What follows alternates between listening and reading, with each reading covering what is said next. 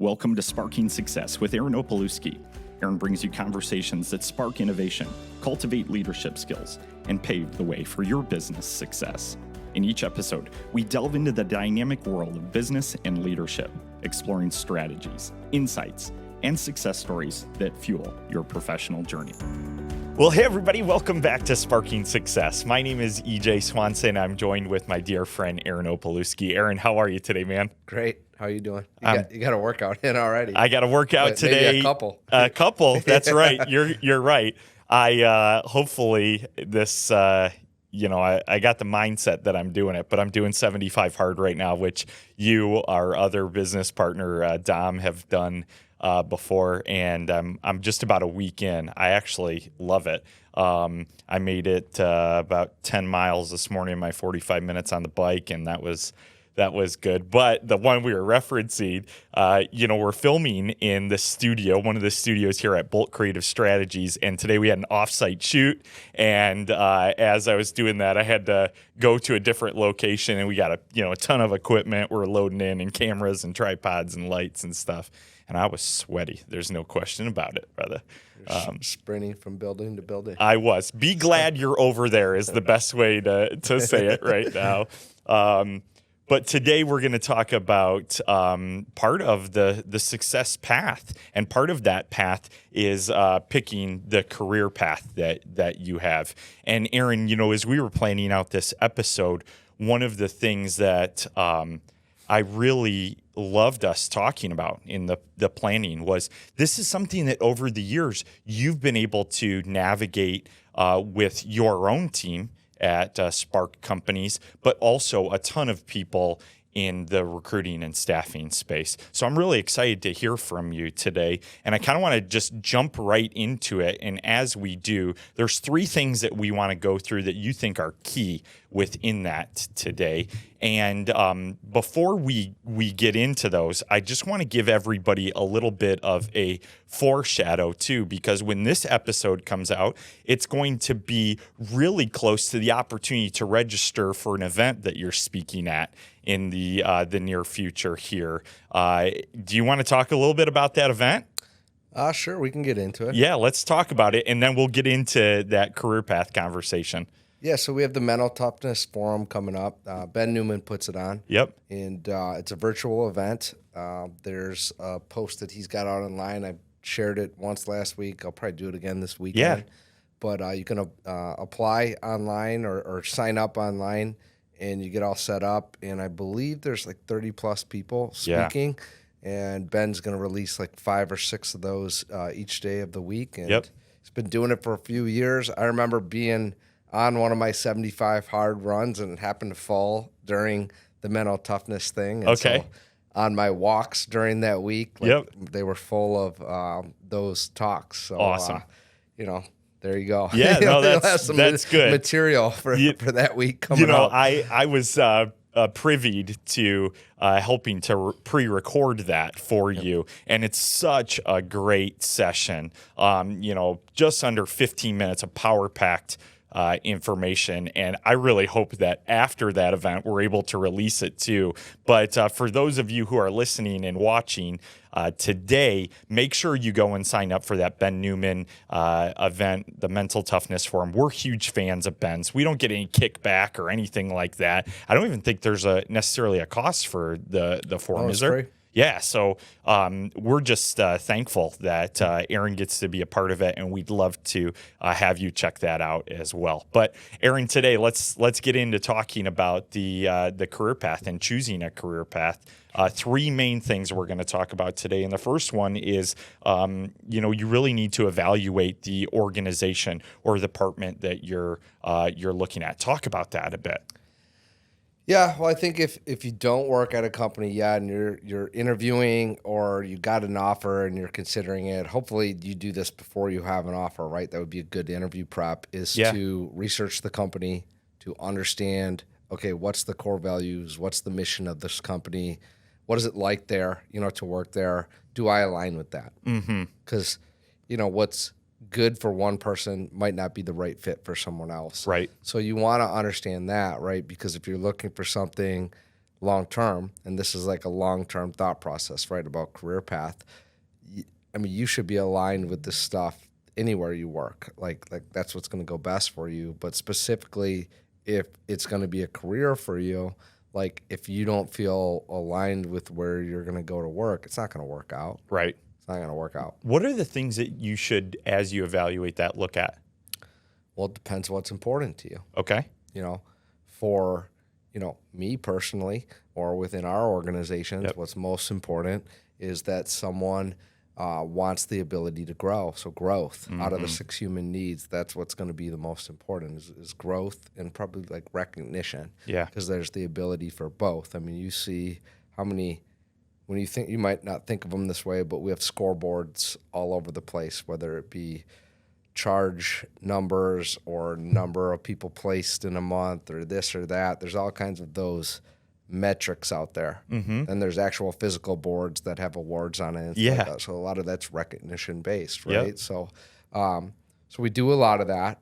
And so if that's important to someone, I think we provide a ton of that. Yeah. And then because we promote from within so much within all the companies, it's really what we do 99 out of 100 times.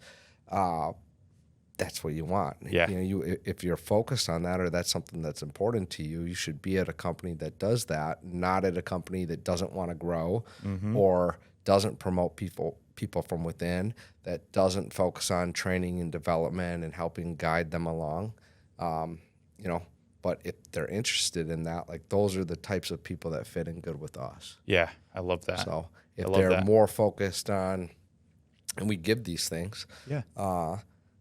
Frankly, I think we have really good packages on this stuff too. But like if it's PTO or benefits or anything like that, again, we have that stuff. Yeah. But like if that's where someone's got questions and like those are the questions that they're at, like there's other people that they can talk to in the process on that. There's other things that like if that's what's most important to them, I don't feel like this is probably going to be the best place for them. Sure. If they're asking about, hey, I see that you guys, the purpose of the company is to help people grow. The company's grown a lot. Like I heard about organic promotions or what are the opportunities for that, and then we kind of go into that, and like those are the things that they want to hear about. Their questions are tied to that. Yeah. Generally works out better. Yeah.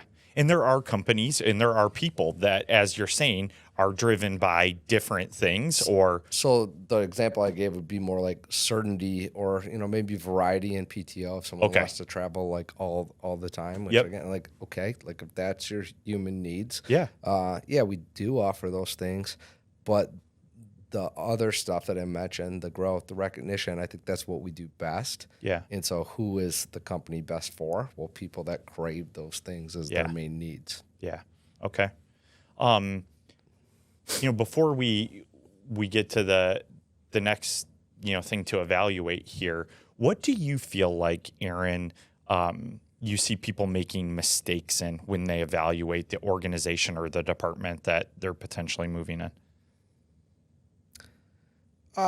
Well, I think if they're not working in the company, what we just mentioned is the main thing. Like, just do your research on that. Yep.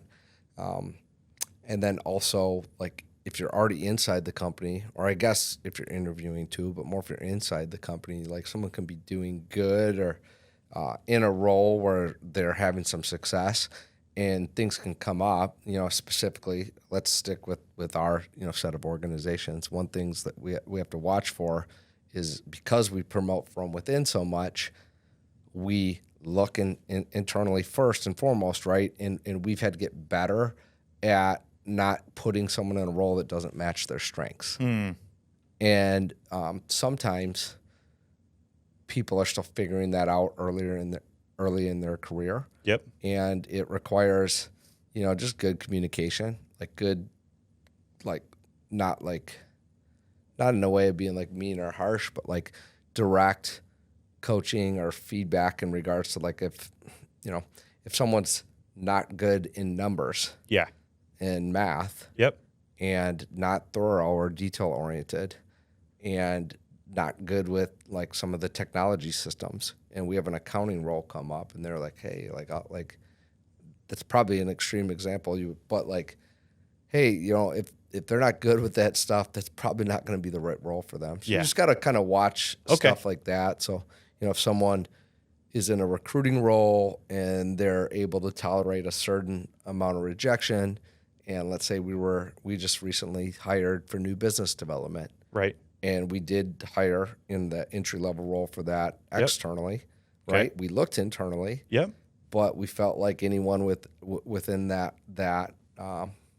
pool of people that would be potentially qualified, either we're doing better in the role that we're currently in, or more in line for a career path like within account management. Got it. We didn't put anyone in the role. Okay. So it's just about like, okay, what if you're a person or a company? It's having some discipline on kind of focusing on your strengths. Mm-hmm. Don't get like sucked into like, oh, there's a promotion. Let me stretch on what my strengths are. Got it. Now, as you elevate, if you're leading, like you are going to have to work on some of your weaknesses too. But just in general, is like, okay, I'm an entry level role, and I'm figuring out what career path that I'm going towards. Stick with your strengths as much as you can. Yeah. So. Okay. As you're, talking to people about picking their career path, the second thing that you wanted to mention was evaluating the vehicle, right? Or evaluating the role or opportunity that's out there. Sure. Tell us more about that. Well, let's say career path for someone is compensation related. Like they want to be able to make $500,000 a year in compensation. Well, that's great. Yep. Well, there's certain companies that have vehicles, roles that can produce that. Mm-hmm. And then there's some that just won't. Right. Like we place a lot of engineers. Yep. Right. And let's stick within like manufacturing. I'm not saying that no engineers out there make $500,000 a year. Yeah. But like in an engineering role, yep, that is like non-management, let's say, so a 3 to 5 year BSME, bachelor's of engineer, like mechanical engineering, essentially.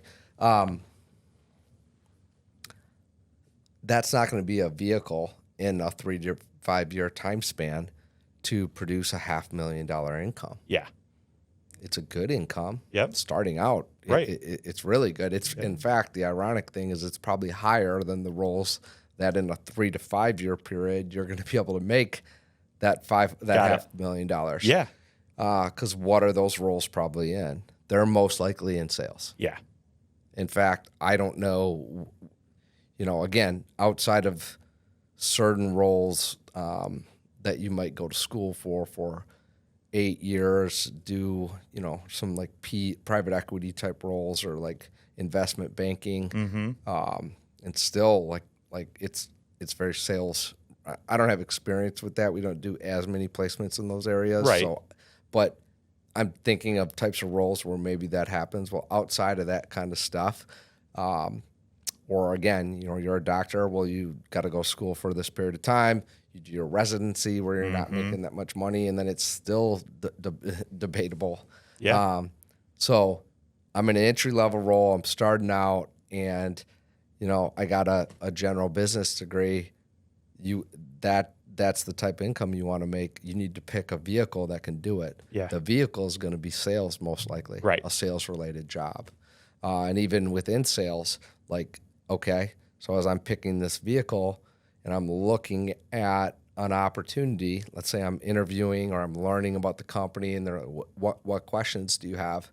You got to do this within the right context. I don't mind a question like this, but like, hey, like, I'm very growth oriented. I want to make money. Yeah. I want to learn other stuff. I want to be a great professional. I know part of providing a great service is the opportunity to make a great income.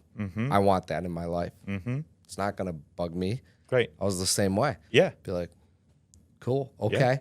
Yeah. So can you tell me like, what does a top person, need to do? What are the characteristics? Yeah. And I would ask questions like that. Well, one of my questions would be, what's the earning potential? Okay. What does the top person earn? How long did it take them to get there? What are some key things that I would need to do to pace that or go after outpacing that. Yeah. Again, all within context. These are some aggressive questions. Yeah. If framed the right way, you're in a sales interview. I mean, what do you think they want you to do? Yeah. They want you to sell. They want you to sell. Yeah. What happens in high-level sports? You know, you got the best players out there. There's a tryout every year. There's competition going on mid-season. Yeah. Like, part of bringing out the best in somebody, right, is having a high level of competition. Right. And, you know, in sales, different from some sports, there doesn't have to be just like 5 starting spots like on a basketball team, right? Like, hey, you know, we got a great salesperson and we got momentum and we're hiring for other great salespeople. Like, there's no cap on how many great salespeople we can, you know, potentially take. Yeah. At least that's the type of organization you would be looking for, right? Okay. So that's what I mean by vehicle. You gotta analyze, like, if this is what I want, I can't go into a job that's not going to be able to produce that. Yeah. A career that's not going to be able to produce that. Yeah. I'm probably partial to sales, but like just flat out, like jobs with the sales aspect is where you're going to be able to drive the highest amount of income because you can provide the highest amount of value at like scale. Yeah.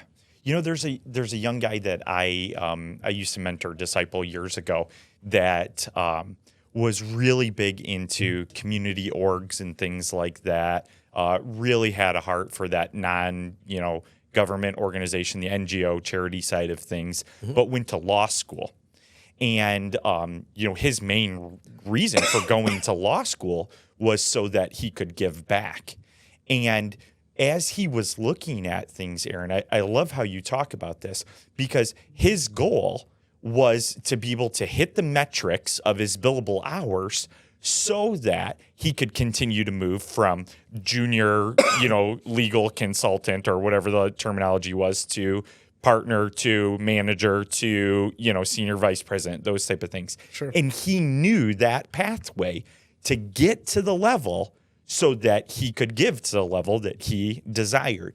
He evaluated the vehicle, and that's exactly what you're talking about. But I've never heard it described in that. I always just thought it was like, oh, okay, here's what you do, and, X, Y, Z. One of the things that stuck out to me was, because when you evaluate the career path, you have to evaluate the opportunity.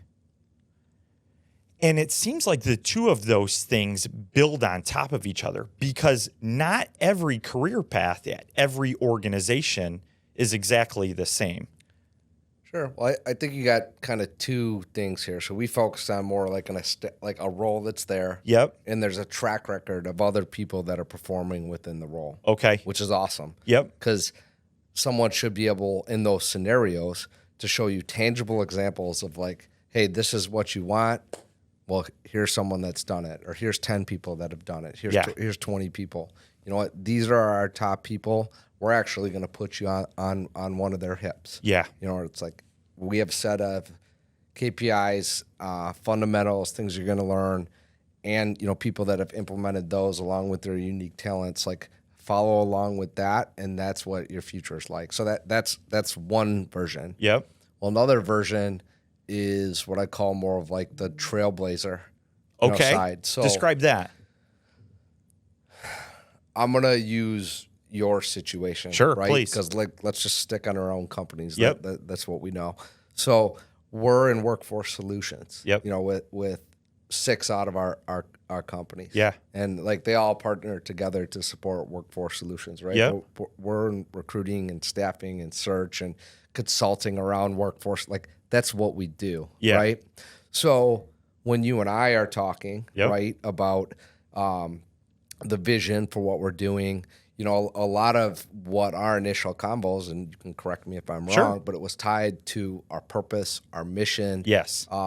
some high level stuff, in regards to the organization, right? Yep. Okay, so within that, we talked about things that we've done a little bit of, or that we haven't done that we wanted to do that we felt would contribute and help that mission, whether it be through relationship building, a way to generate, sales, a way to communicate with our customers, from a different presence, angle, a way to recruit, internal talent, a way to train and develop, a way to build up and market for new service lines. And those are all little things behind the scenes outside of just the podcast that, we get to spend some time doing together.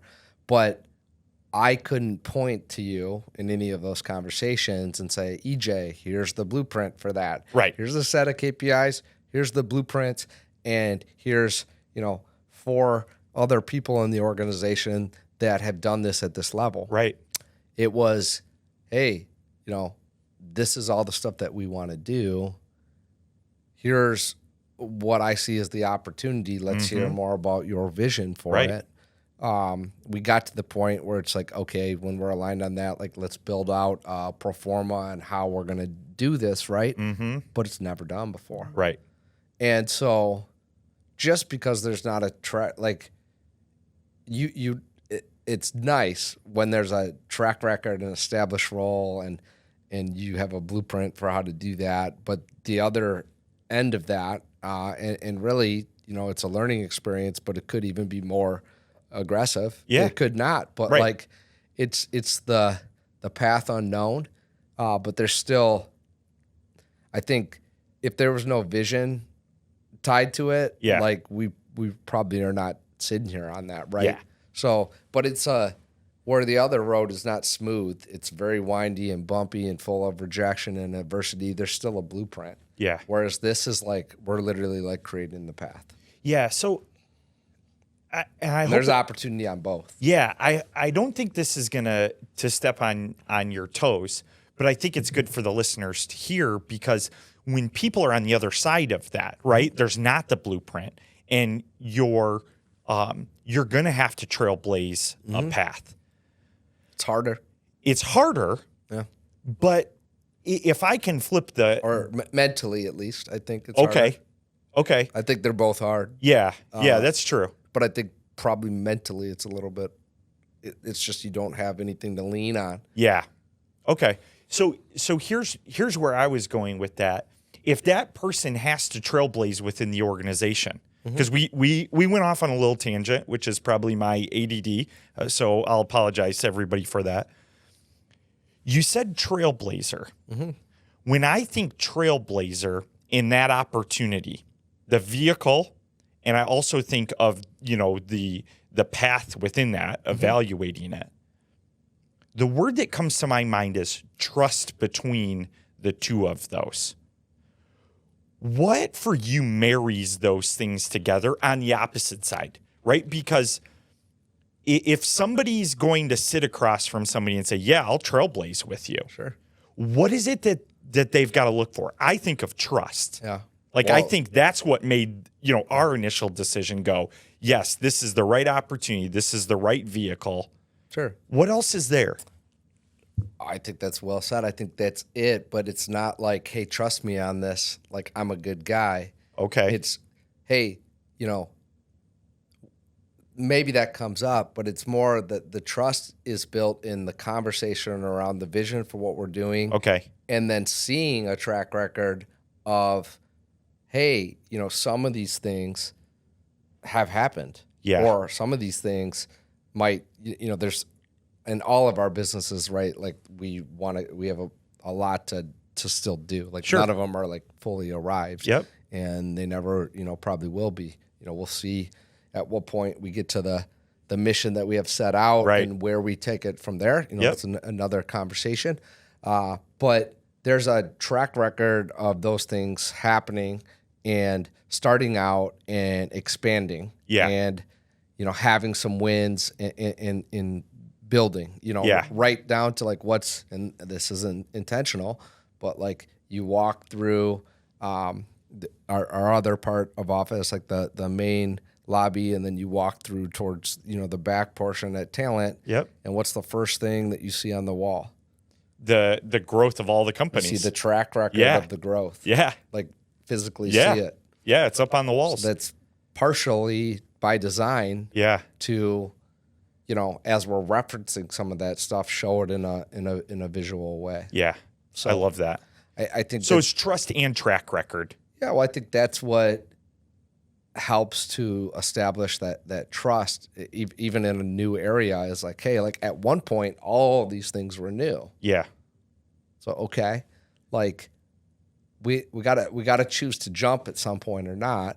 But I think, I don't want to discredit like there's the being aligned on what you're talking about doing. Yep. And feeling like you're aligned from a core value standpoint, a culture standpoint, right? And that's all great. Yeah. But if I have a situation where I see someone like, okay, we have these 6 other companies, right? And let's say that like we just talked about this the other week. We got work to do in all of them, but they are all growing, moving forward. We're expanding. We're making investments into them, right? Have we ever had something like we've had, I think, so one business that we tried and we got outside of our skis on like our core competencies. Okay. And it didn't tie into like our workforce solution stuff. It kind of sat outside. Yep. Even though it was within the same client base, it sat outside. That one didn't work. Yeah. We dissolved that one. Yep. Okay.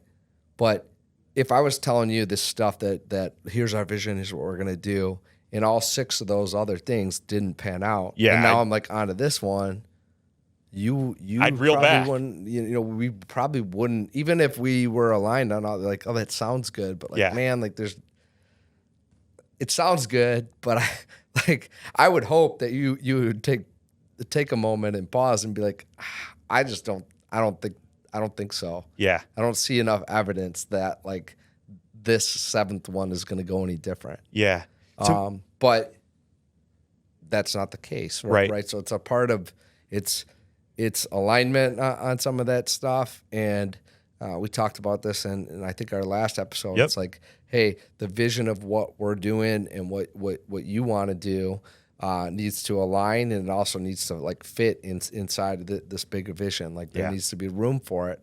Okay, there is, and then you latch that on to like, okay, like I'm gonna have to jump, but here's these other examples of where there's been jumps and successes. Like the landing has been stuck. Now we're running more and on to the next jump within those things, but like there's things that are clicking here and working and moving towards this vision and mission that they're talking about.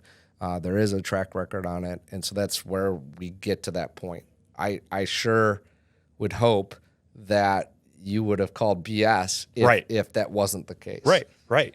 So in here's how, for everybody watching and listening, I'll re-loop this in just to make sure it's not a full tangent, because there could be an opportunity where maybe it's not a new business, maybe it's not something established, but it could be a new venture within the business that you're asking to go, do. New could service be line. Yes, exactly. New,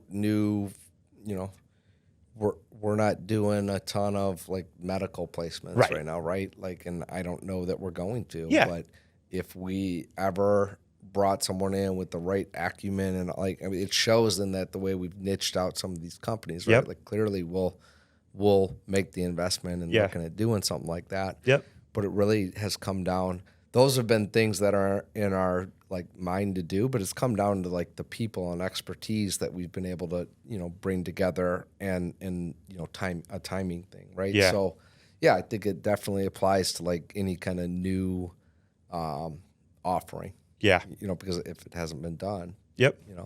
Yeah, I got it. Aaron, one of the things that brings all this together, it's really the third point within this is taking action. Yeah. I love how you just say, yeah. And the reason I love that is because it is second nature to you. It's not second nature to everyone else. And one of the things I love about you, bro, like I just want to sit forward right now. One of the things I love about you, man, is you take action. People got to take action. They got to take action in their career path. Yeah. Give it to them. Well, you're gonna even all that stuff that we just talked about with Yeah. it, like at some point you gotta jump, and nothing about that is necessarily comfortable or easy.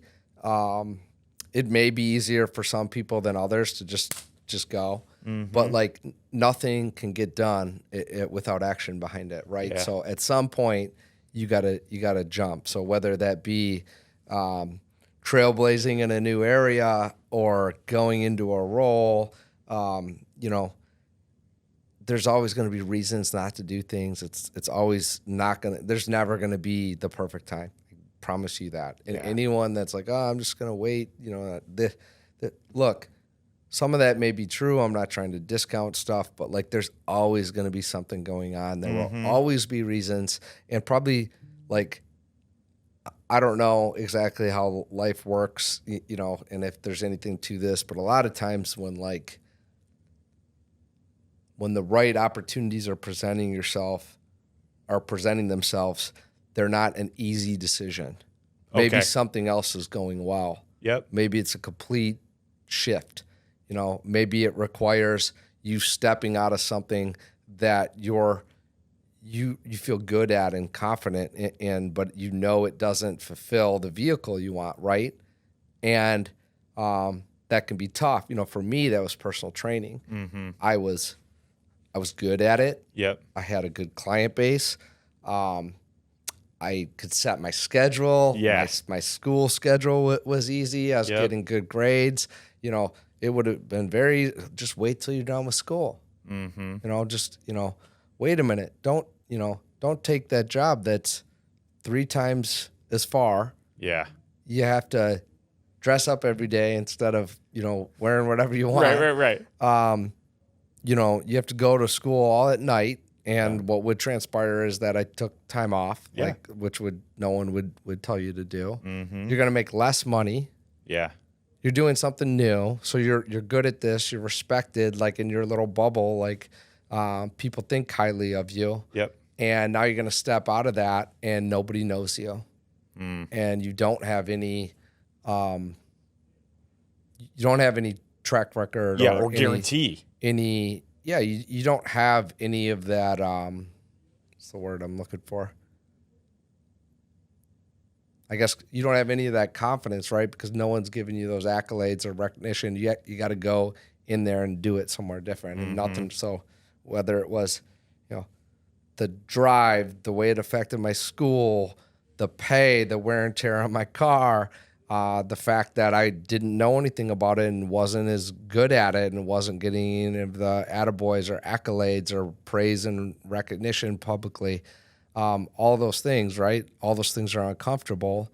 But I'm sure glad that I made the choice to do it, because it helped me grow, and it aligned more with where I wanted to see my career grow. Yeah. Now, it didn't all go exactly how I thought, but, you know, so it wasn't like that all came up when I didn't have a job and or I hated I love what I was doing. Yeah. It was hard to make that decision. Yep. For all those reasons, and then just the fact that I love doing it. Yeah.